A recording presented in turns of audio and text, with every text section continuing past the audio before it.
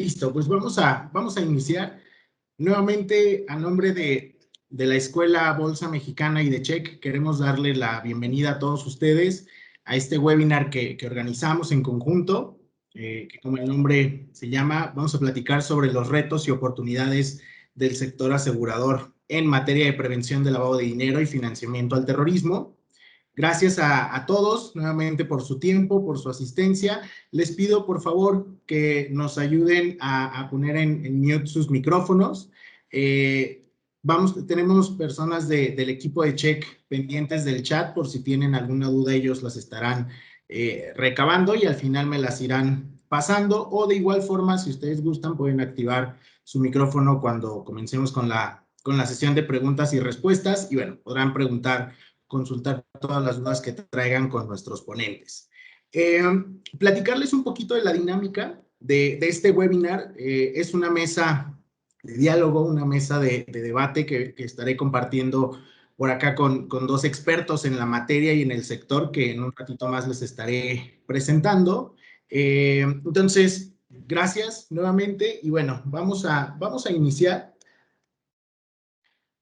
Quiero hacer una acotación principal, ya que estuvimos viendo en el registro que no solo nos acompañan personas del sector asegurador, sino de otros sectores complementarios. Entonces, platicarles un poquito de forma muy general cómo está conformado, dónde está estructurado el régimen de prevención de lavado de dinero y financiamiento al terrorismo para el sector de seguros. Entonces, pues bueno, como el resto o la gran mayoría del sector financiero, el sector asegurador tiene establecidas sus obligaciones, todo este programa de prevención del lavado de dinero en sus disposiciones de carácter general que emanan del artículo 492 de la Ley de Instituciones y de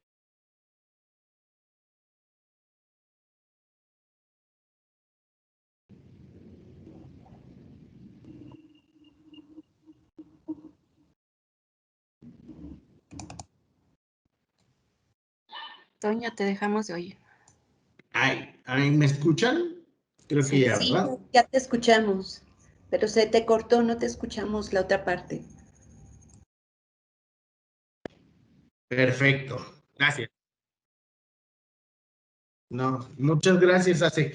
Buenísimo. Les decía que las disposiciones emanan del artículo 492 de la Ley de Instituciones de Seguros y de Fianzas y que son disposiciones muy similares a las que trae el resto de las instituciones del sector financiero.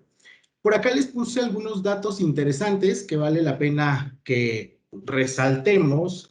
Estas disposiciones se aplican no solo para el sector asegurador, sino también para el sector de fianzas. De acuerdo con datos de la Comisión Nacional de Seguros y Fianzas, a 2020 tiene bajo su supervisión 112 instituciones, ¿vale? Bajo la supervisión completa de la Comisión Nacional de Seguros y Fianzas, incluido, por supuesto, lo relativo a prevención del lavado de dinero y financiamiento al terrorismo. Para seguros, están divididas estas instituciones en los ramos de vida, accidentes y enfermedades y daños, y fianzas están divididas en los ramos de fidelidad, judiciales, administrativas, crédito y fideicomisos de garantía. Entonces, ese es un poquito el sector que vamos a estar abordando el día de hoy, aunque nos vamos a enfocar en seguros. Ahora bien, respecto a prevención de lavado de dinero en seguros, quiero comentarles o poner sobre la mesa algunos puntos importantes. De entrada, que pues, las primeras disposiciones de carácter general se publican en el año 2012. Anteriormente estaban referidas al artículo 140 de la Ley General de Instituciones y Sociedades Mutualistas de Seguros. Como ustedes saben, esta ley ya no está vigente, entonces ahora con la nueva ley se hace referencia al artículo 492. Entonces, en el sector era bien común hablar del 140 o del 492, ¿no? Que ahora ya todos se refieren al 492. Otro dato importante que quiero traer sobre la mesa es que, de acuerdo a la Evaluación Nacional de Riesgos, este ejercicio que se hace por parte de las autoridades mexicanas, Cuando se clasifica al sector financiero, al sector de seguros se consideran como de riesgo bajo medio, ¿no? Es decir, por debajo o en los lugares debajo de la tabla, lo cual pues atiende a muchas razones. Una de las principales es que en realidad el riesgo mayor o la mayor exposición al riesgo en cuanto al sector asegurador se encuentra en aquellos que traen un componente de ahorro o inversión. Por supuesto, son vulnerables y tienen una exposición al riesgo, sin embargo, la concentración del mismo está en esos productos señalados. Otro dato importante e interesante es que en 2018 el Grupo de Acción Financiera Internacional GAFI publica la guía de enfoque basado en riesgos dirigido al sector de seguros de vida, ¿vale? Es una guía muy acotada a este ramo, a seguros de vida, y es una guía parecida o similar a la que se había publicado previamente para el sector bancario, en donde se establecen bases de un enfoque basado en riesgos que deben aplicar las aseguradoras y también los supervisores en cuanto a toda su función de regulación y supervisión. Otro dato interesante que quiero traerles sobre la mesa es que para el siguiente ejercicio de la Evaluación Nacional de Riesgos, el de 2019, hay un cambio en cuanto a la calificación de seguros y son consideradas de riesgo medio. Hay una reevaluación y, bueno, hay un incremento en cuanto al nivel de riesgo de un ejercicio de evaluación nacional de riesgos a otro. Algo que llama la atención en esta evaluación nacional de riesgos es que el sector asegurador no había tenido cambios en sus disposiciones, es decir, seguía manteniendo las disposiciones de 2012. Otro tema y punto interesante es que, como ustedes saben, las comisiones reguladoras que supervisan todo este régimen de prevención, pues son tres, particularmente la Comisión Bancaria de Valores, la de Seguros y Fianzas y la del Sistema de Ahorro para el Retiro. El SAT, que supervisa actividades vulnerables en temas de prevención de lavado de dinero, ha habido una iniciativa para buscar homologar toda la regulación dentro del sistema financiero y prevención del lavado de dinero no es una excepción. Y bueno, el dato interesante y diría yo donde va a rondar la plática o la conversación el día de hoy es esta reforma a las disposiciones de carácter general que se publica el año pasado y que, bueno, les decía, ahora ya hace referencia al artículo 492. Rápidamente les quiero platicar sobre algunos de los cambios sí, cambios principales de esta reforma a las disposiciones, que ahorita mis invitados van a ser los que les podrán platicar de primera mano el impacto y todos los cambios que conllevan estas nuevas disposiciones, pero yo les puse aquí algunos puntos muy generales. De entrada, pues se incorporan o se agregan datos para la identificación de clientes, se incorporan también nuevas figuras que aunque ya se traían en el sector, pues ahora sí ya hay datos o documentos específicos para ellos como fideicomisos, compradores de salvamento, entre otros. Se ajustan umbrales para el caso de operaciones relevantes. Se agregan también circunstancias para la detección de posibles operaciones inusuales. Hablamos ya también de lineamientos para operaciones que se lleven a cabo a través de medios no presenciales, la famosa geolocalización, que si bien se está en espera de reglas de carácter general, pues ya es una obligación que está en las disposiciones y que, bueno, no hay que ir trabajando en ello. Creo yo que uno de los retos grandes que vienen es como tal la obligación explícita de un enfoque basado en riesgos, si bien ya existía porque de forma general a mayor riesgo la identificación de los clientes debía ser más intensa, a menor riesgo medidas simplificadas, aunque ya estaba un poco el enfoque basado en riesgos, ahora sí explícitamente hay todo un capítulo relativo al mismo. Y bueno, entre otros cambios, pues es que se incorpora la figura del oficial de cumplimiento interino y se adicionan algunos capítulos como parte de las nuevas obligaciones. Intercambio de información, modelos novedosos y lista de personas bloqueadas. Entonces, bajo todo este este cambio, este contexto que les estoy platicando es que Check, en conjunto con la Escuela de la Bolsa, buscamos organizar este foro, este webinar, en donde pudiéramos traer a expertos de primera mano que pudiesen platicarnos de cuáles son estos retos y oportunidades que existen hoy en día respecto a prevención de lavado de dinero y financiamiento al terrorismo. Entonces, pues dado este contexto, me gustaría presentarles a mis invitados del día de hoy, que ya están acá conectados. Está Acela Fuentes, y Javier Navarro. Les voy a platicar un poquito de ellos, su semblanza, y bueno, les iré cediendo la palabra para que podamos ir platicando y que nos puedan ir compartiendo su experiencia. Entonces, primeramente quiero presentarles a Acela Fuentes. Ella es licenciada en Contaduría por la Universidad Nacional Autónoma de México. Cuenta con un diplomado en datos personales por la Universidad de Guadalajara y otro en prevención de lavado de dinero y financiamiento al terrorismo por la Universidad Anáhuac Sur.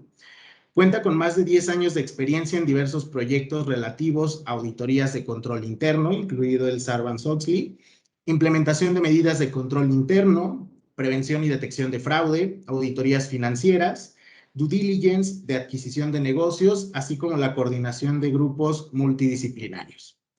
Acela también se ha desempeñado como oficial de cumplimiento en el sector de intermediarios financieros no bancarios supervisados por la Comisión Nacional Bancaria y de Valores.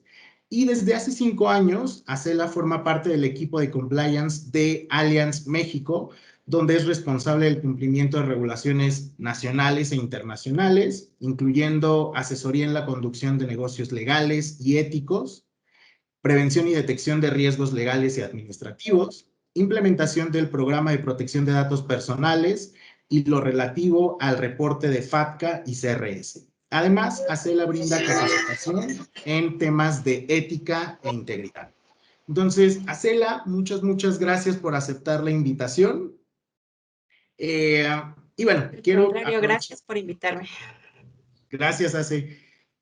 En un momentito les cedo la palabra. Déjenme platicarles sobre Javier Navarro, que es nuestro otro invitado.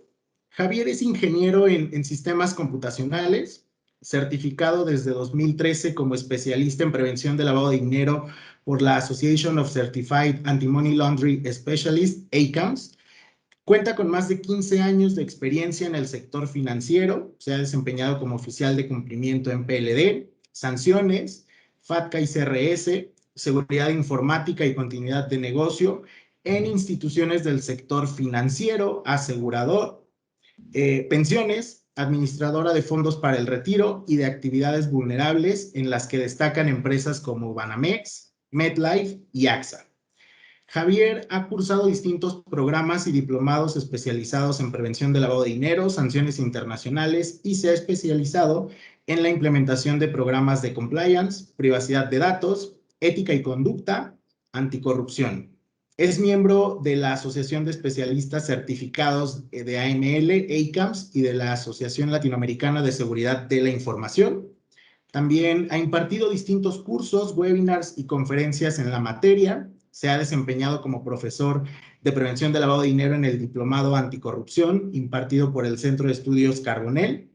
Y durante los últimos 9 años, Javier ha colaborado activamente con la AMIS dentro del grupo de trabajo de PLD en el análisis y cabildeo con las autoridades reguladoras, la UIF, CONAMER, Hacienda, la Comisión Nacional de Seguros y Fianzas, para la elaboración de las disposiciones publicadas en 2012 y las recientemente publicadas en noviembre de 2019. Y bueno, Javier actualmente es AML Compliance Officer en AXA Seguros. Entonces, Javier, muchas gracias también por aceptar la invitación y bienvenido.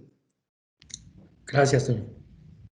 Pues como pueden ver, son unos expertazos los que tenemos el día de hoy. Entonces, traemos la plática, la mesa,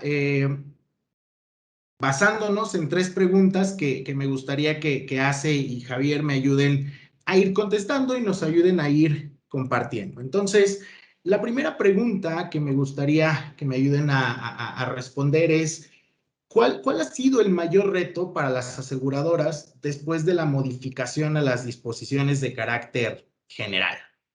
Yo sé que hay muchos, pero me gustaría que me platicaran cuál ha sido el mayor reto. Entonces, no sé quién quiera tomar la palabra y platicarnos.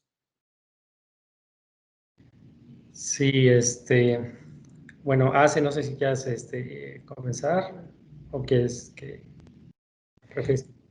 Pues sí, yo empiezo.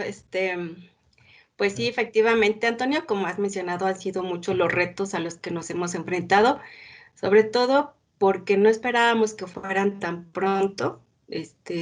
No se nos dio el mismo tiempo como se les dio a lo mejor en otros sectores del sector financiero, donde les dieron como mayor plazo para implementar todas estas medidas.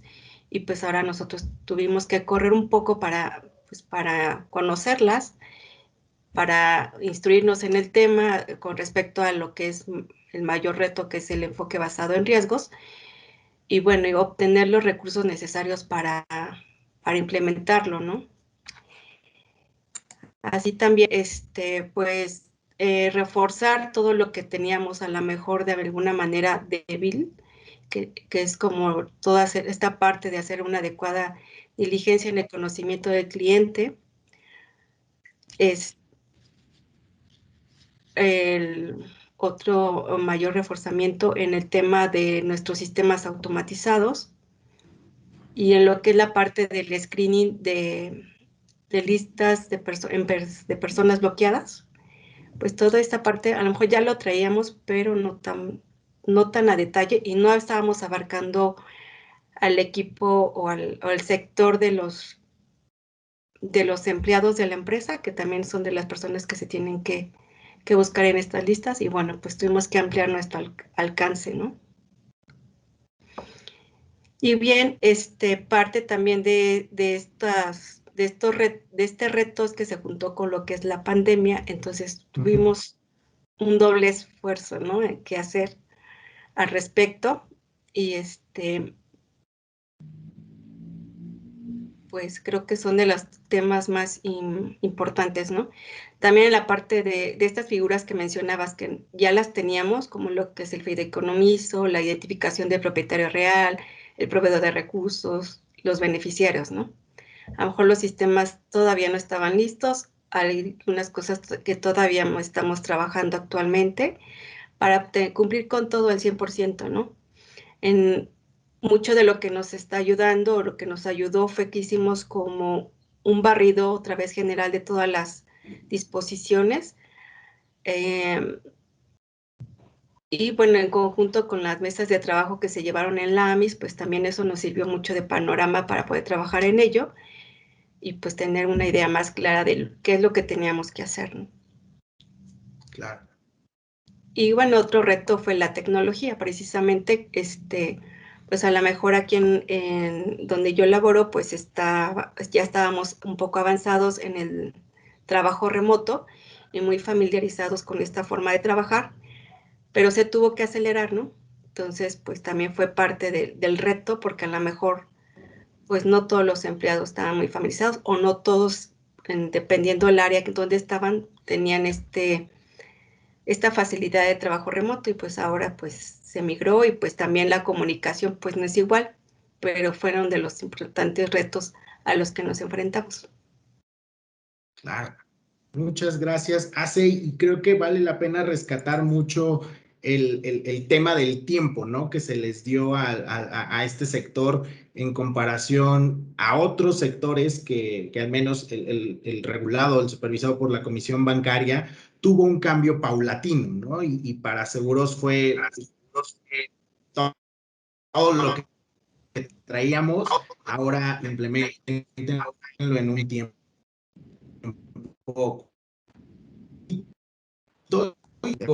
Javier, ¿qué opinas? Se te está cortando ¿Cuál crees poco, que ha Toño. sido el mayor reto? Sí, gracias, Toño. Toño, perdón, se te Ya. cortó un poco lo último.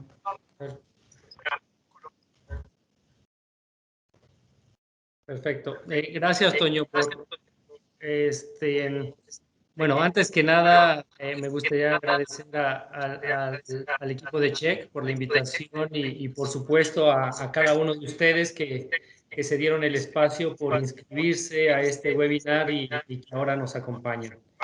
Primero me gustaría poner en contexto que antes de las disposiciones, ¿no?, que se publicaron en noviembre de 2020, como bien lo citaste, el sector asegurador operaba con unas disposiciones ya de hace 8 años. Era el único sector que, junto con las afianzadoras, faltaban por actualizar sus disposiciones y por homologarlas con los demás sectores del sistema financiero.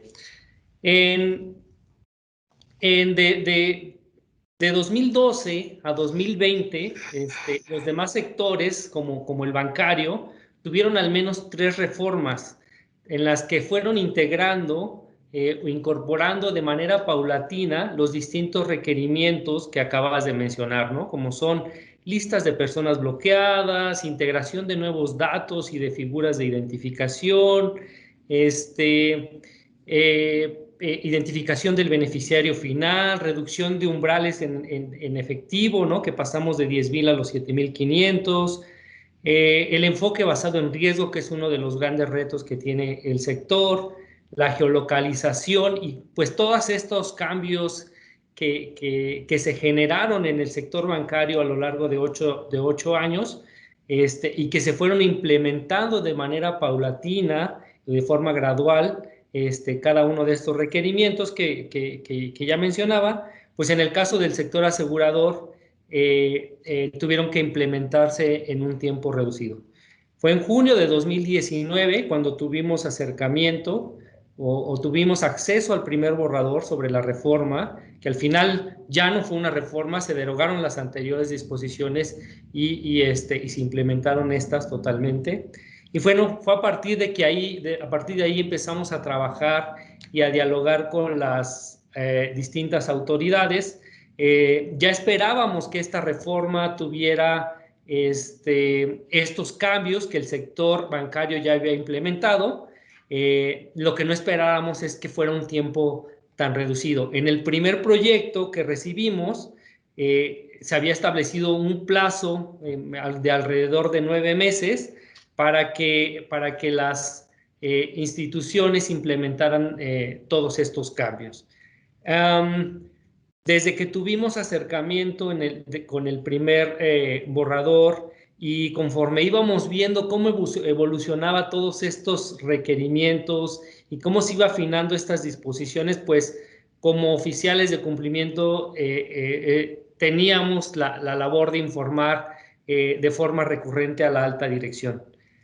Viene en abril, ¿no? En marzo-abril del año pasado, se presenta la pandemia y de hecho pensábamos que las disposiciones se iban a detener con la pandemia, ¿no? Incluso pensábamos que las conversaciones más bien en ese momento se detuvieron un par de semanas, algunas semanas con el regulador, con las distintas autoridades y sin embargo siguieron avanzando y fue en julio más o menos cuando estas disposiciones se suben a CONAMER. Seguimos todavía haciendo algunos ajustes, solicitando algunas adecuaciones y precisiones, pero lo que nos sorprendió bastante es que aún y por la fecha de julio y agosto, el tiempo, ¿no?, la fecha efectiva de entrada de las disposiciones, que era el 31 de diciembre, pues se mantenía, ¿no? Entonces, en nuestro cabildeo, pues seguíamos esperando que esa fecha de entrada en vigor se modificara. Pero había otro jugador muy importante que no podíamos dejar de observar, que es que este año, bueno, ya incluso hoy las autoridades han anunciado algunos posibles resultados por parte de la Gafi, pero es que este año México enviaría a Gafi el informe, ¿no?, de avance de algunas recomendaciones. Entonces, parte de esas recomendaciones que las autoridades en México solicitaban reevaluar, ¿no?, ante el Gafi, pues era la implementación de estas disposiciones.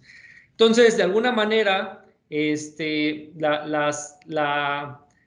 la situación fue provocando que se apresuraran las disposiciones, que la entrada en vigor no se modificara, y pues bueno, el sector estuvo en una situación sumamente complicada. Sin duda creo que el tiempo ha sido uno de los retos después de las nuevas disposiciones, ya que no importa el número o la cantidad de recursos que una institución pueda disponer para implementar las disposiciones, todo requiere un tiempo, requiere un proceso de implementación y no nada más se trata de poner recursos humanos, financieros o tecnológicos para implementar todas estas medidas, ¿no? Entonces, tan solo en 40 días, las disposiciones que se publicaron en el 19 de noviembre y que entraron en vigor el 31 de diciembre, pues resulta sumamente complicado. El segundo punto que quiero precisar es el de las prioridades. En medio de una pandemia, ¿no?, que ha afectado al país y pues las prioridades en las instituciones son totalmente diferentes a las que tuviéramos en un año común, donde los recursos de las instituciones financieras en ese momento estaban orientados a mantener la continuidad del negocio, a garantizar los servicios que estamos obligados a prestar. Pues obviamente una nueva regulación, como lo veníamos conociendo, ¿no?, donde un tema regulatorio siempre o por lo general toma prioridad dentro de una institución, pues en este caso estábamos hablando de que había prioridades, ¿no?, muy por encima de lo que eran las disposiciones. Entonces, con estos dos puntos quiero concluir que el mayor reto, ¿no?, ha sido implementar nuevos controles y medidas en un tiempo reducido, que probablemente no sean perfectos y que tendrán que irse ajustando a lo largo del tiempo, ¿no?, conforme lo vas poniendo en práctica, porque necesitas implementar las medidas basadas en riesgo e ir ajustando conforme se vayan generando algunos gaps o algunos incidentes. Y bueno, como oficial de cumplimiento también para poder generar o conseguir recursos dentro de la institución, pues no puedes perder de vista que la compañía está evolucionando muy rápido derivado de la pandemia, que hay diferentes proyectos y negocios que están corriendo en paralelo y que te tienes que apalancar de esos proyectos, de esos requerimientos que están sucediendo, pues para poder ahí sumar o implementar tus controles, ¿no? Y el último punto que quiero resaltar es que, y que es clave, es el de la comunicación. Es importante identificar tus requerimientos más importantes, evaluarlos y priorizarlos y comunicar en todo momento a la alta dirección, a las áreas de riesgos, a las áreas de control, porque este es un reto muy, muy relevante para el sector. Gracias, Javier. Creo que vale mucho la pena rescatar de lo que acabas de platicar, este contexto en el cual se da este cambio o esta reforma a las disposiciones, ¿no? Como bien mencionas, pues en pandemia complica las cosas y algunas empresas estaban preocupadas por sobrevivir, ¿no? Por poder mantenerse vivas, por poder mantener el negocio, y una carga regulatoria como la que implica, ya seguramente estarán platicando y ya lo comentaste, ¿no? Los recursos que implican, los sistemas que comentaba hace también, asegurarnos que los sistemas están listos. Además, hay otros proyectos, como bien mencionas, con los que compiten, pues se hizo una fórmula perfecta para que esto fuera un verdadero reto y complicado, ¿no? Totalmente de acuerdo con ustedes. Ahora, siempre hay que ver el lado positivo a las cosas también, ¿no? Yo creo que La pandemia ha sacado buenas cosas de todos, de las empresas, nos ha hecho adaptarnos al cambio. Platíquenme, esta reforma, esta pandemia, ¿cuál consideran que ha sido la mayor oportunidad para el sector de seguros, derivado, por un lado, de esta pandemia y por otro también de todo este cambio en la regulación, las disposiciones de carácter general?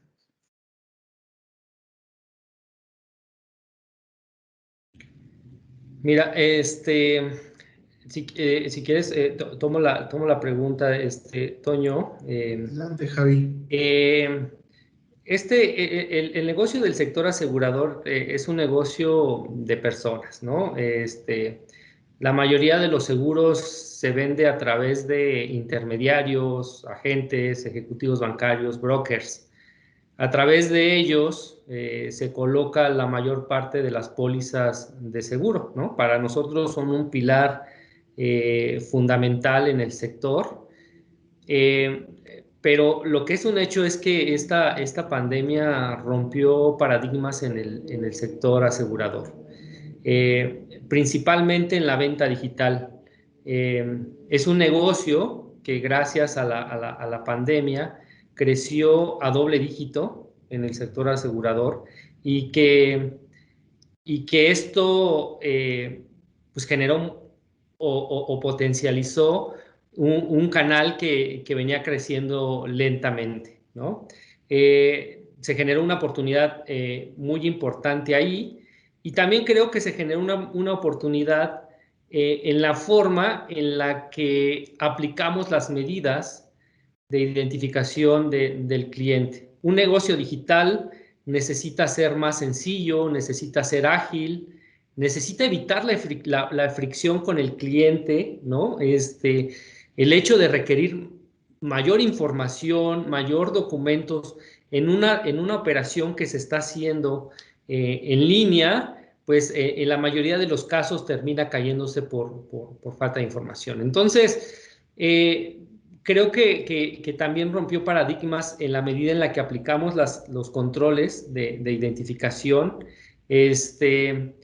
Creo que se abrió una oportunidad muy grande para capitalizar la colocación de seguros por medios digitales.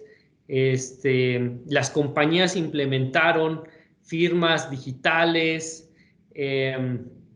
y bueno, esto provocó que las áreas de control, las áreas de compliance, las áreas de prevención de lavado de dinero, pues tuvieran que repensar la forma en la que aplicamos las medidas y controles. Nosotros, como oficiales de cumplimiento, creo que tuvimos que o encontramos una oportunidad en desarrollar controles que fueran proporcionales al riesgo, en aplicar medidas simplificadas de identificación para eliminar la fricción con nuestros clientes, ¿no? En generar o obtener las bondades de un esquema simplificado que estaba establecido en la regulación y que en algún momento pensamos que operativamente es más complicado aplicar una medida simplificada porque después tienes que completar el expediente. En este caso era fundamental poder utilizar esos controles y esas medidas que te permitía la regulación. Hay algunos puntos que también generan, yo los llamo oportunidades en la regulación que hacen evidente, no solamente en las de 2012, sino también en estas del que se entraron en vigor en diciembre. Y es que probablemente abre la oportunidad para que empecemos a regular seguros de vida, ¿no? Como sucede en otros países, y dejemos de regular o de regular en una forma diferente los productos de no vida que generan menor riesgo. Como tú bien lo dijiste, las disposiciones en Gafi, la Evaluación Nacional de Riesgo, el enfoque basado en riesgo que publicó Gafi, todos enfocan sus controles y sus medidas alrededor de los seguros de vida y principalmente con los de componente o reversión. Entonces, la mayor parte de los productos que se colocan a través de una venta digital son de no vida, y entonces ahí hay una oportunidad muy importante que tendremos que afrontar el sector asegurador en los siguientes años. Gracias, Javi. Y qué importante es esta regulación que puede ser proporcional o segmentada, ¿no?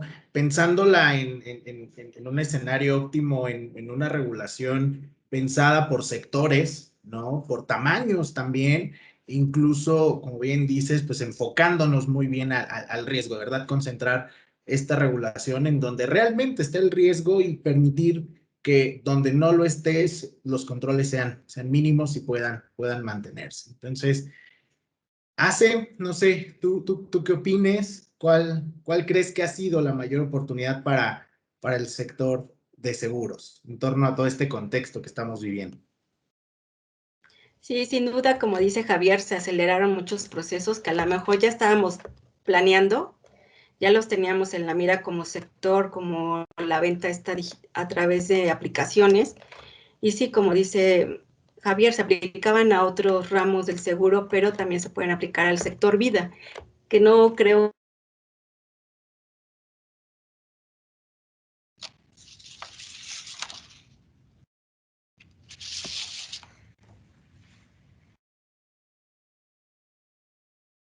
Dejamos de escucharte hace.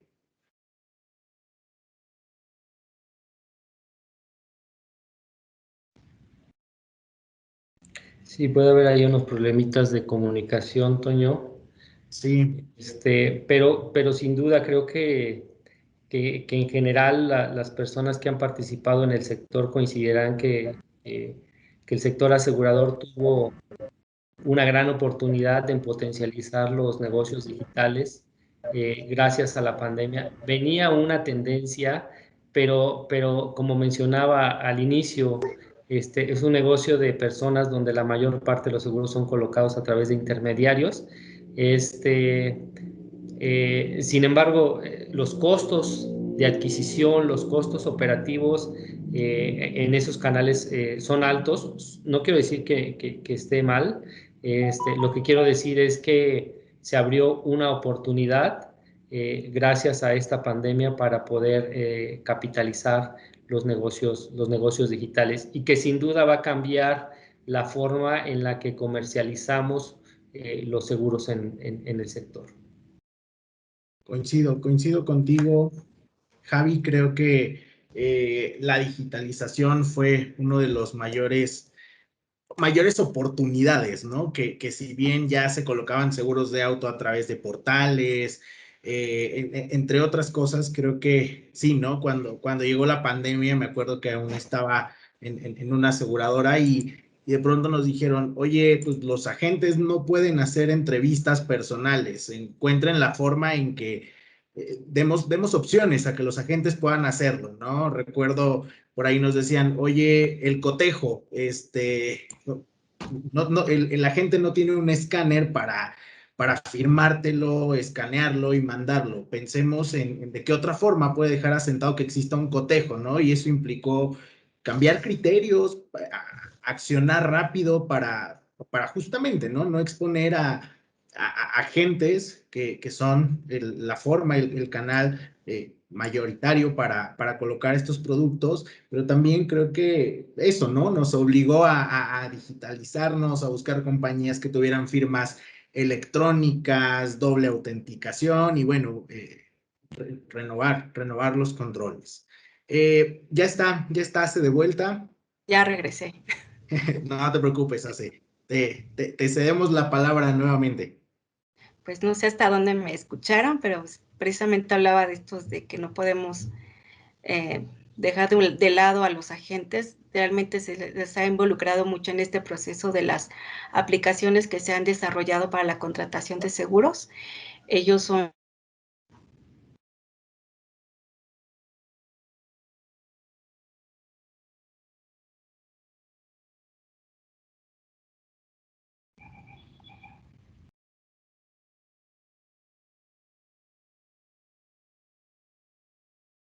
Te dejamos de escuchar nuevamente, Ace.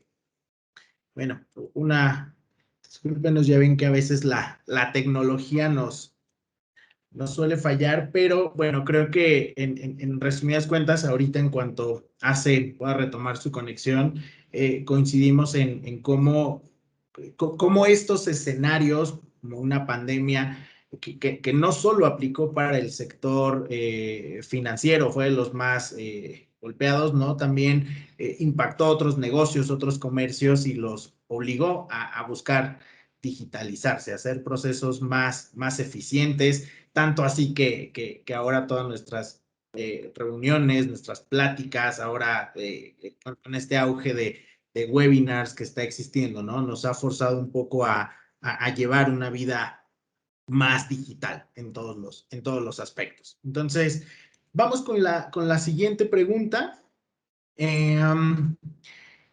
Javi hace, que veo que ya volvió por acá.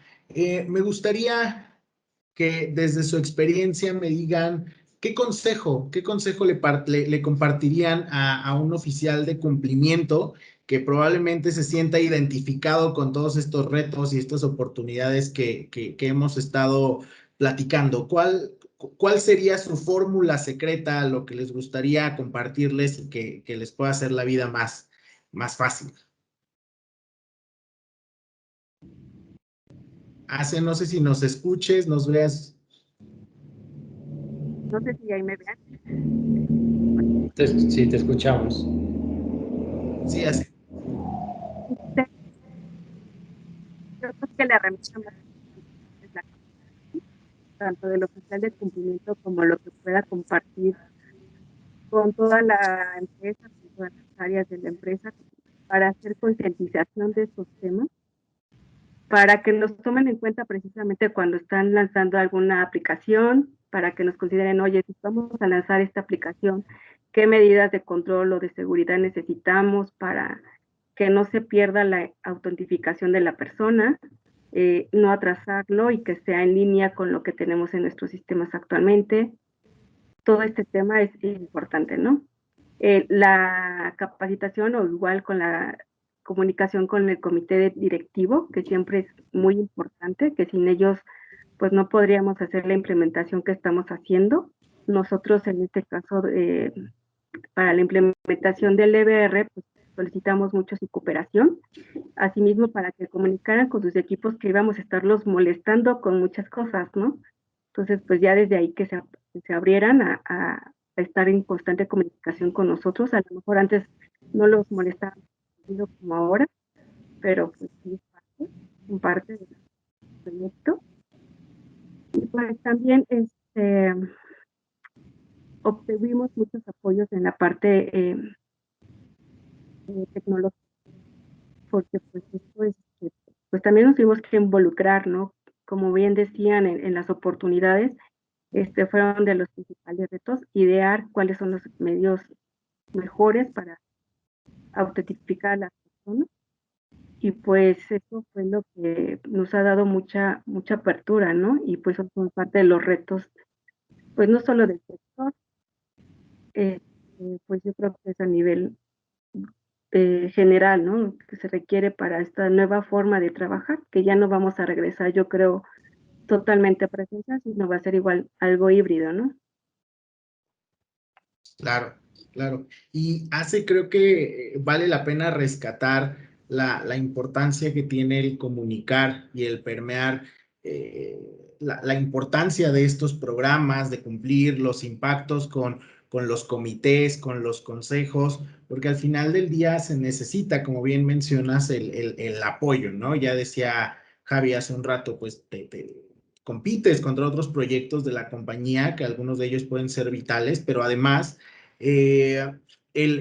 como bien decías, hace el decirle a sistemas, oye, viene un cambio, te voy a estar molestando más tiempo, voy a requerir un recurso, ¿no? Asignado para este proyecto, para liberar un campo en el sistema, para que me ajustes el umbral. Entonces es bien importante y creo que la comunicación debe ser súper efectiva con los comités, ¿no? En caso de que aplique, con la administración, para que pueda permearse la importancia del cumplimiento de estas disposiciones. Y creo que cualquier programa de cumplimiento en general, ¿no?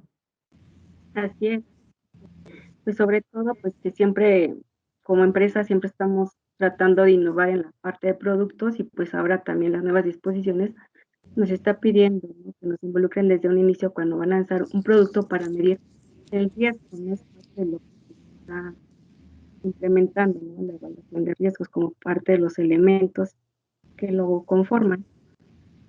Claro. Entonces, pues, y que nos involucren desde un inicio, y por eso es importante estar en constante comunicación y hacer más campañas de concientización de lo que es el programa de prevención del lavado de dinero y financiamiento al terrorismo. De acuerdo contigo, Ace. Javi, ¿qué opinas tú? ¿Qué consejo le compartirías a los oficiales? Sí, sin duda coincido con Ace, la comunicación es clave en la implementación de estas medidas, de estos nuevos controles, en todos los sentidos, en todas las direcciones, al interior y al exterior de la institución. Pero también considero que estas nuevas disposiciones con respecto a las anteriores, son unas disposiciones, yo las diría, que en promedio contienen más o menos 250 cambios, un poco más si nos ponemos a repasar cada uno de los cambios que tuvo las disposiciones, pues son bastantes. Obviamente tienes que entenderlos, tienes que priorizarlos. Mi recomendación sería entender claramente cuáles son los requerimientos que se tienen que cumplir en cada una de estas disposiciones, cuáles medidas pueden ser simplificadas, cuáles medidas tienen que tener un mayor control o mayores medidas. ¿Qué excepciones puedes aplicar en las disposiciones desde un inicio para no meterte o a afectar o a sobreregular operaciones al interior de la compañía? Entender el negocio, la estrategia y la visión en el corto y mediano y largo plazo, porque las disposiciones no son un proyecto que te lleven 3 meses o 40 días o un año de implementación. Es un proceso continuo que se va ajustando conforme los negocios se van generando. Y bueno, entender el negocio es fundamental para implementar las medidas o los nuevos controles que se están requiriendo. A la hora de implementar los requerimientos o controles, es muy importante priorizar y enfocarte en los productos, servicios, canales o clientes que tienen un mayor riesgo de lavado de dinero. Sabemos que las regulaciones te piden establecer medidas, a lo mejor simplificadas o extendidas dependiendo del tipo de riesgo que maneje la institución o los productos que maneje la institución, pero lo principal es enfocarse en aquellos que tienen un mayor riesgo de lavado de dinero. Va a ser muy complejo implementar todos los controles, aunque sean simplificados en todos los productos al mismo tiempo o en el mismo plan. Yo lo que funciona bastante es establecer quick wins, pequeñas acciones, controles que te ayuden a mitigar los riesgos importantes de lavado de dinero, generar entregables pequeños pero con gran alcance. Eso resulta relevante. Documentar e informar la estrategia que seguirás a la alta dirección, al consejo de administración, a las áreas de riesgo y control. Si habrá riesgos de cumplimiento, comunicarlos de manera adecuada y oportuna y definir también la estrategia que vas a seguir como compañía hacia los supervisores, hacia los reguladores, ¿no? En caso de que haya un riesgo de cumplimiento. Y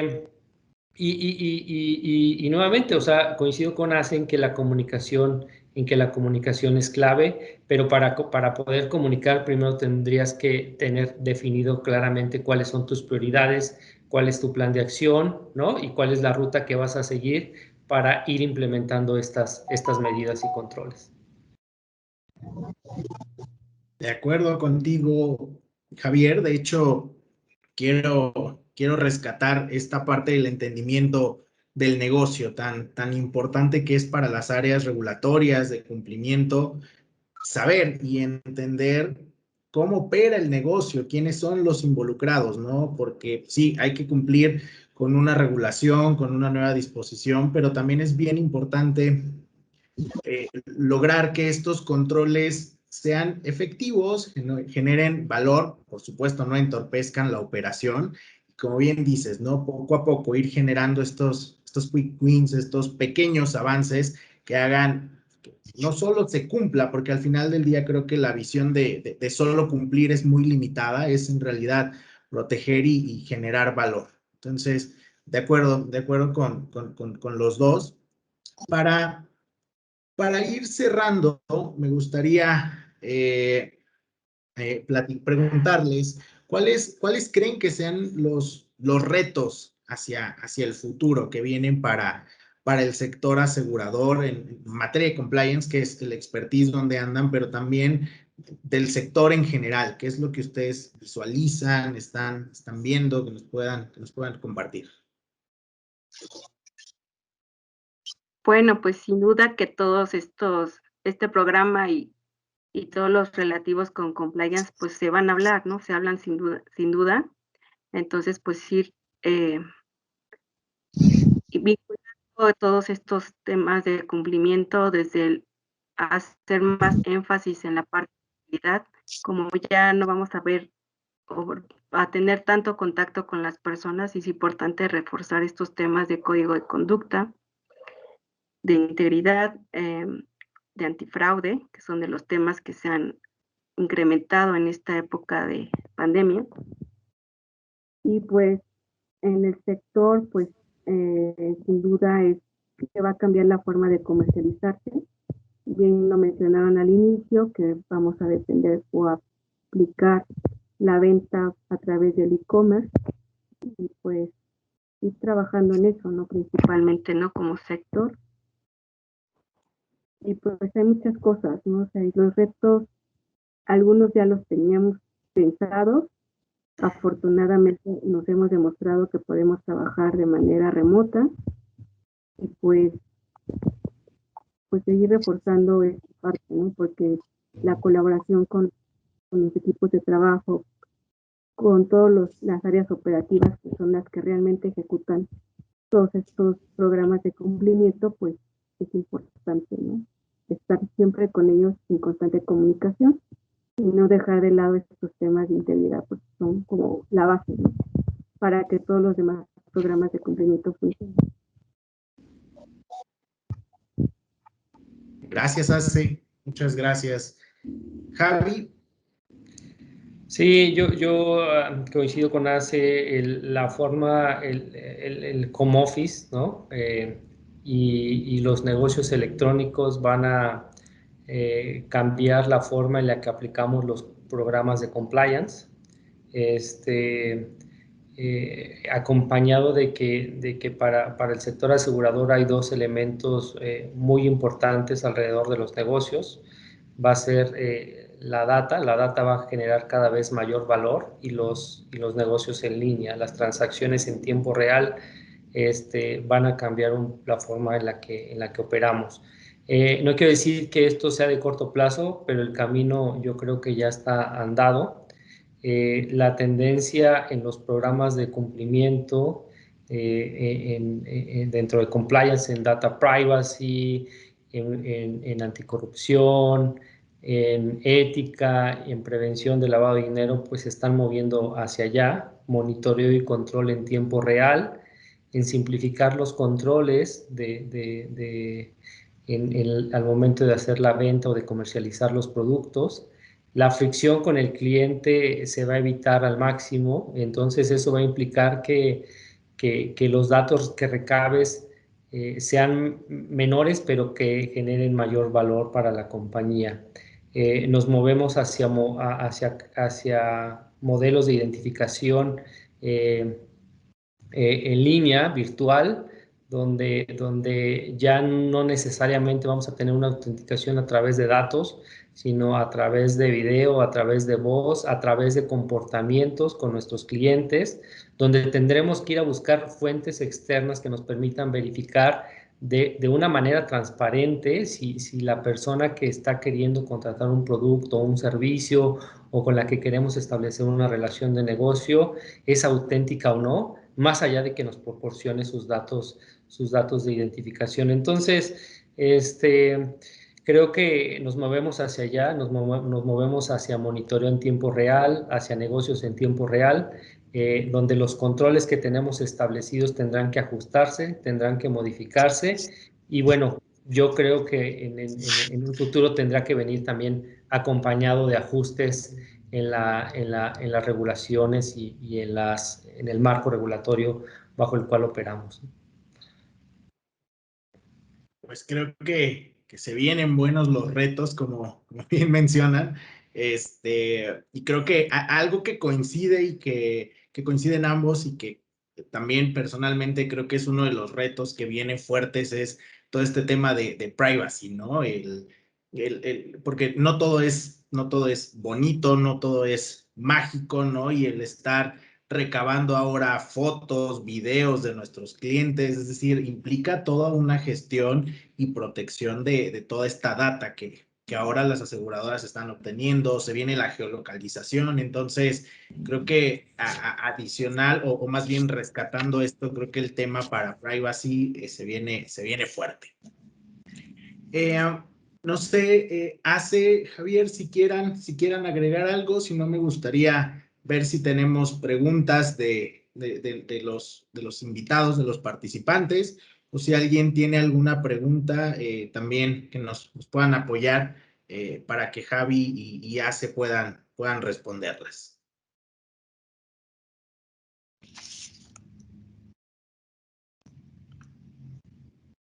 A ver. Hola, sí, ¿qué tal? Buenas tardes. Hola. ¿Sí me escuchan?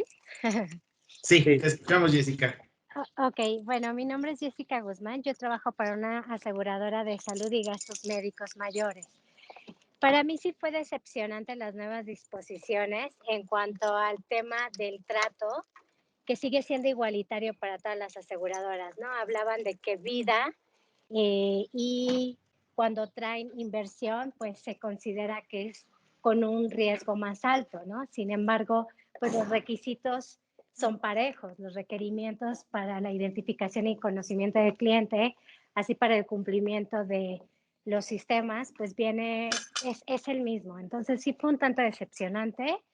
Tenemos el mismo compromiso a pesar de ser aseguradoras de bajo riesgo. También la parte de las disposiciones donde establece pues las definiciones del asegurado y del beneficiario, pues también dejan una laguna, ¿no? Ya existía con las anteriores disposiciones y la laguna continúa. Hicieron un esfuerzo de definirlo, sin embargo, sigue quedando como un tanto ambiguo.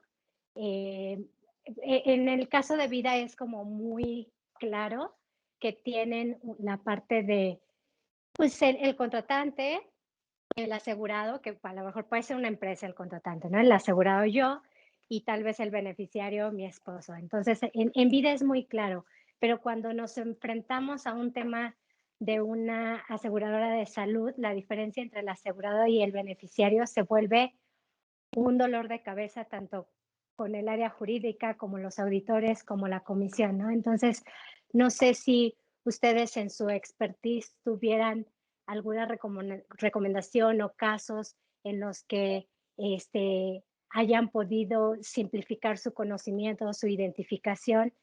Desconozco si en las aseguradoras donde están los expertos tienen casos de salud, ¿no? A lo mejor solo tienen vida, no sé qué ramos tengan, pero si tienen dentro de su expertise algún conocimiento que marque esa diferencia y les ayude a esos ramos que son de riesgo bajo, no hacerlos tan, lo dijeron muy bien, tan sobreregulado, creo que fue la palabra. Sí, gracias Jessica. Yo coincido contigo, o sea, si bien todavía la regulación tiene áreas de oportunidad, ¿no? Como mencionaba al inicio, es un proceso que requiere de tiempo para irse perfeccionando. En un inicio, ¿no? La regulación, la primer draft que recibimos modificaba los esquemas de identificación simplificada, reduciendo los umbrales de manera considerable, casi en un 30% los montos que ya teníamos establecidos, ¿no? Y ya en esa conversación fue que se logró que al menos los umbrales en las medidas simplificadas fueran los mismos. ¿Esto qué permitió? Que si tú como institución de seguros ya venías operando una medida simplificada en algunos productos, principalmente en los de salud o en aquellos de daños o accidentes, no tuvieras que hacer algún cambio en tus controles y en tus medidas. Yo creo que en el caso de los productos de salud, existen todas las condiciones para aplicar una medida simplificada de identificación basada en umbrales. Sabemos que operativamente y tecnológicamente tiene sus retos, pero yo creo que a largo plazo tiene también beneficios muy importantes. ¿Por qué? Porque, como mencionaba hace un momento, el requerir mayores datos probablemente genere que la venta en la colocación de seguros se caiga, ¿no? Entonces, sin duda creo que los productos de salud son un candidato perfecto para operar bajo un régimen simplificado. Hay que romper esa barrera de los controles operativos y de los ajustes a sistemas que muchas veces vemos complicado, porque entonces, ¿cómo voy a calcular la prima? ¿Cómo voy a sumar los distintos contratos? Pero yo creo que hay las condiciones para que se dé esa medida simplificada de identificación en esos productos. Yo creo que la puedes aplicar, ¿no? Yo ya la he visto aplicada en otras compañías y sin duda funciona. Solo hay que romper esa barrera de los ajustes en los procesos operativos y los sistemas para calcular las primas. Bueno, yo quisiera aportar un poquito más en cuanto a estas medidas que nos piden las nuevas regulaciones, pues está el enfoque basado en riesgos. Sí, ahorita es mucho trabajo, pero más adelante vas a demostrar que todos estos productos de salud, de gastos médicos, son de bajo riesgo y pues eso te va a ayudar a reforzar estas medidas simplificadas que recomienda Javier, ¿no? Porque precisamente vas a demostrar con esta evaluación que son productos de bajo riesgo.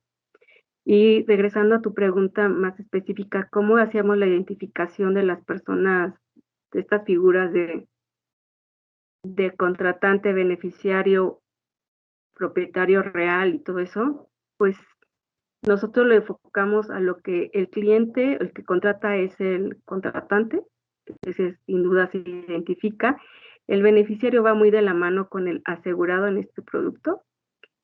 Y también tenemos otro tipo de beneficiarios, los indirectos, que a lo mejor tu producto pudiera tener algún componente de vida, entonces ahí pueden declarar que en caso de muerte pudieran designar a otros beneficiarios, ¿no? Entonces de esta manera es como lo hemos estado trabajando y tratando de acotar estas figuras. No sé si con esto resolvimos tu pregunta o tal ampliamos más. Bueno, sí, en cuanto al esquema simplificado, sí quedó muy claro. Sí, considero que tenemos que ir por ese camino. Ahorita, la verdad es que nuestras pólizas por los montos sí rebasan el umbral. Sin embargo, pues me quedo con el consejo de hay que ver cómo lo estamos cotizando o cómo lo estamos haciendo para aplicar los regímenes simplificados, ¿no?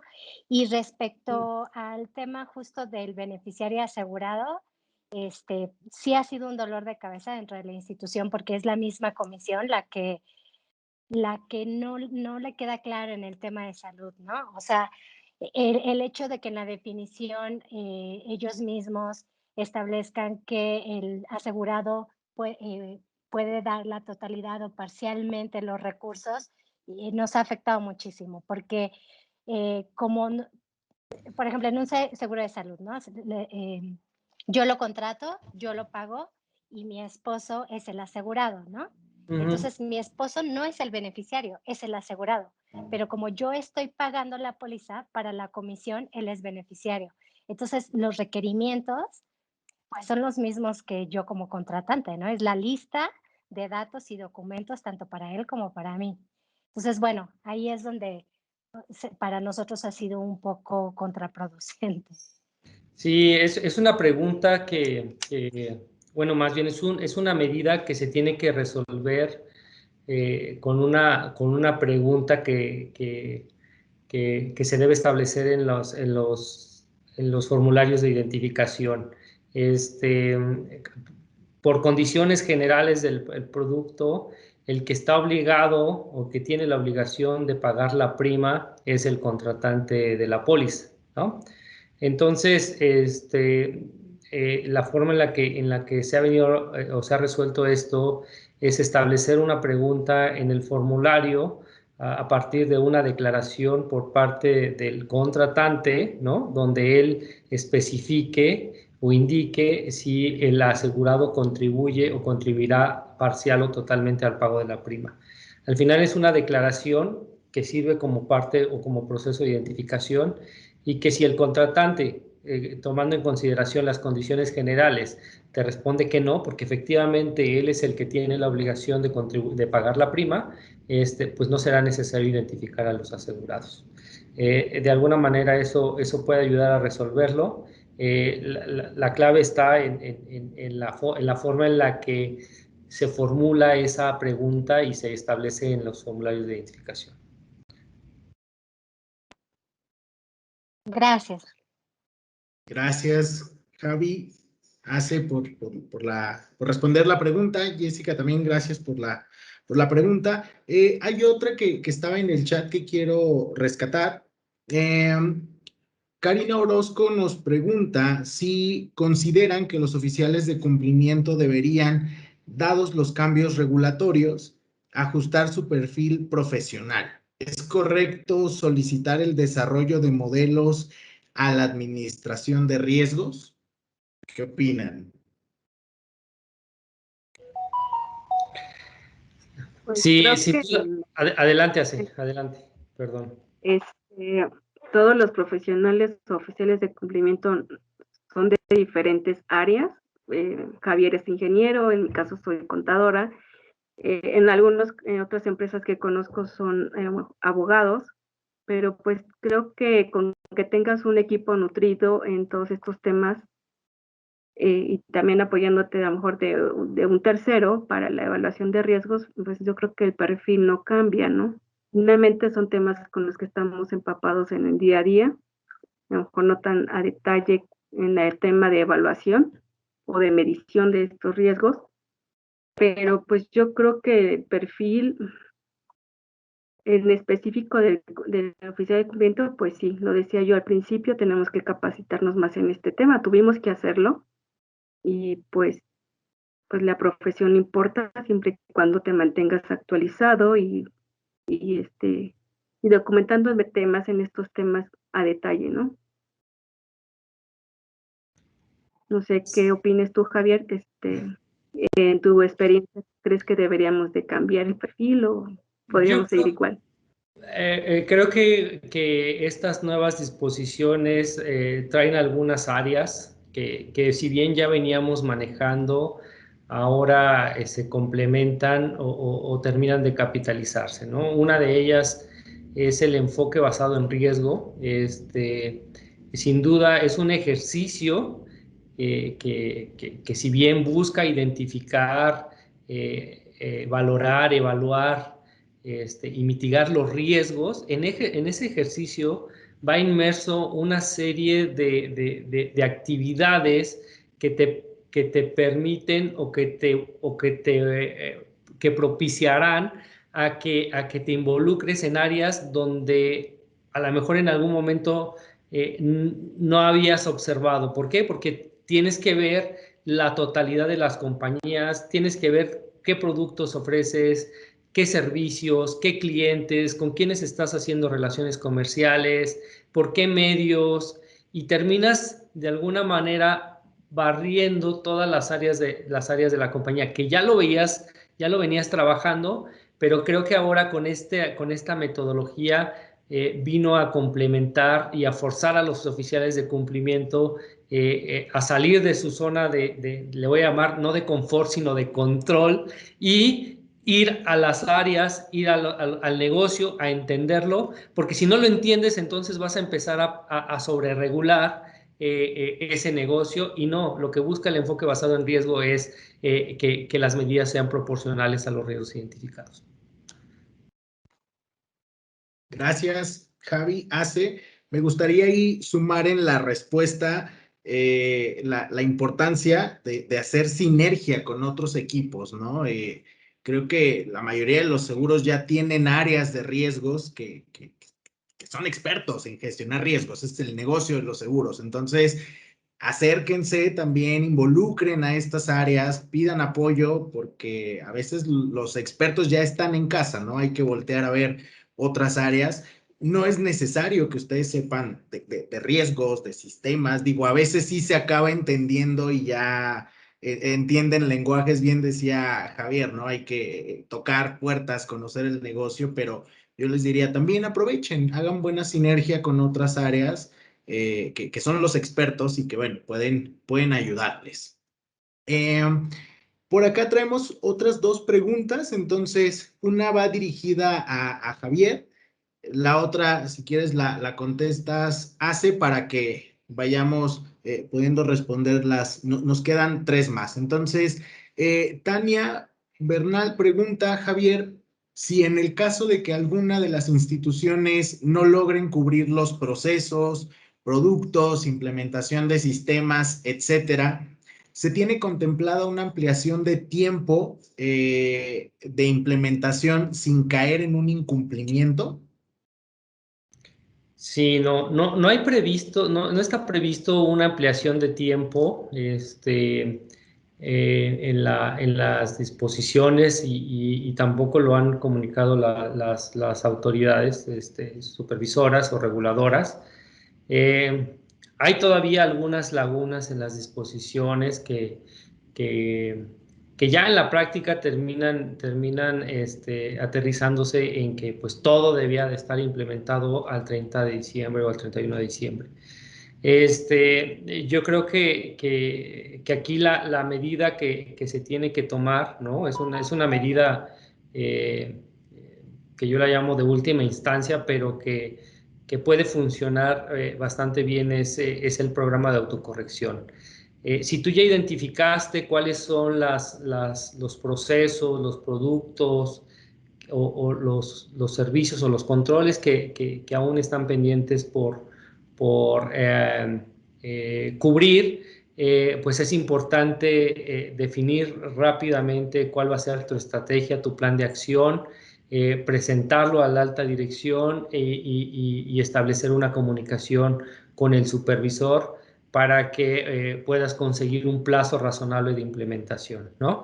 Eso es lo que yo diría, considerando que no hay previsto hasta este momento una ampliación del plazo que ya fue otorgado, ¿no? Gracias, Javier. Amara Rubalcaba nos pregunta, ¿consideran que la era digital que tuvimos que poner en marcha prácticamente de la nada va a absorber casi por completo el contacto físico en recolección de documentos, entrevistas, etcétera? ¿Y qué impacto consideran que podría o debería tener en la seguridad digital de cada aseguradora? Pues sí, efectivamente se aceleró. No va a desaparecer el contacto físico, como mencionaba. Hay temas o hay seguros, como es un seguro de vida, donde tienes que asesorar o requiere una mayor especialización, entonces tienes que dar una asesoría, a lo mejor no de manera física, pero sí por videollamada con el cliente para hacer esta aclaración.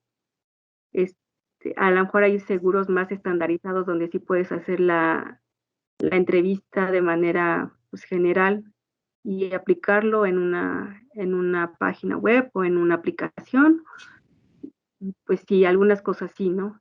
Yo creo que va a estar híbrido y pues lo que nos vamos a enfrentar como aseguradora en la parte de autentificación es toda esta parte de elementos que tenemos que basarnos como datos biométricos para saber que la persona que está contratando es la persona que es, no la que está ahí subiendo su foto o digitalizando su huella digital o no sé, otros elementos que existen para estos temas, ¿no? Y sí, ese es el gran reto porque pues requiere de mayor inversión y de mayor seguridad en cuanto al resguardo de datos que se recaban ahí, como son los datos financieros y otros datos más sensibles, como son los de salud, ¿no? Entonces, ahí es el reto. Pero, pues sí, requiere de mayor inversión por parte del sector. Sí, coincido totalmente. No, definitivamente no va a desaparecer el contacto físico con los clientes. Los intermediarios van a seguir jugando un papel muy relevante, pero las ventas digitales van a crecer en un ritmo más acelerado que el que venían teniendo.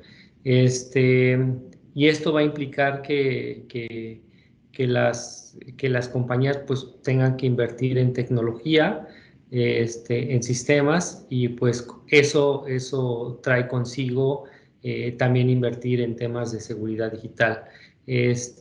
Principalmente porque hay compañías de productos, de seguros que manejan productos como son los de salud, ¿no? Que son datos sumamente sensibles y que van a meritar medidas de seguridad adicionales a las de los demás clientes. Sin duda el reto para las aseguradoras va a ser en la inversión de la tecnología y insisto, la tecnología no solamente tiene que regular, sino también tendría que facilitar la forma en la que se comercializa. Gracias, Javier Ace. Vamos con la última pregunta de Jonathan Chávez. Nos dice, ¿cuál es el principal reto del sector de seguros en cuanto a la implementación del enfoque basado en riesgos? Pues encontrar fuentes, ¿no? Fuentes para medir los impactos, las probabilidades. Todo esto fue nuevo para nosotros. Entonces, pues el sector seguros no había sido tan explotado. De lo que tenemos más informaciones en el ramo de seguros de vida, pero todos los demás pues también están propensos, quizá en menor escala, pero pues también necesitamos más fuentes, ¿no? Eso fue de los retos más importantes que tuvimos o que aún tenemos en este proceso de implementación del EBR, porque no hay tantas fuentes de información para documentar todas las amenazas o más referencias, ¿no? En cuanto a la medición, muchos nos estamos basando pues también en la experiencia propia, cuál fue la frecuencia o el tipo de productos que más reportamos como inusuales. Todo esto también nuestra consultoría creo que nos ha servido más que las fuentes que nos recomienda la regulación, como es el Enfoque Nacional de Riesgos o las guías de la GAFI. Sí han sido útiles, pero nos faltaron estas fuentes, ¿no? Para eso. No sé, Javier, si tú puedes decir algo más. Coincido totalmente contigo, los datos, el obtener los datos, creo que es el reto más relevante en la implementación del enfoque basado en riesgo, porque no solamente es obtener los datos para llevar a cabo este ejercicio, sino que será un ejercicio de manera frecuente, ¿no? Se tendrá que realizar cada año y entonces tendrás que obtener cada año, ¿no? La información de las mismas fuentes que lo obtuviste la primera vez. Eso te lleva a que si bien no tienes que desarrollar un modelo sistematizado para apretar un botón y obtener la data, sí tendrás que hacer algunos procesos perfectamente documentados de dónde se está obteniendo la información, cómo se está generando, qué criterios o qué requisitos de confidencialidad o de integridad o de disponibilidad necesita esa información que vas a utilizar para este ejercicio. Ahí está el principal reto, porque hacer un ejercicio de este tipo es manejar grandes cantidades de información que no vas a poder procesar en un Excel, que vas a tener que procesar de manera sistematizada, más robusta y partiendo de que existe, ¿no? De que existe la información, porque en algunos casos la información está en un formulario físico en el escritorio de las áreas operativas. Entonces, ¿cómo llevas a eso a un modelo de riesgo? Resulta complicado. Entonces, el reto, coincido con Acela, está en la data y es ahí donde tenemos que trabajar. No solamente para el enfoque basado en riesgo, sino para que sea los procesos operativos, comerciales de la compañía sean más sencillos y más ágiles. Muchas gracias, Acela, Javier.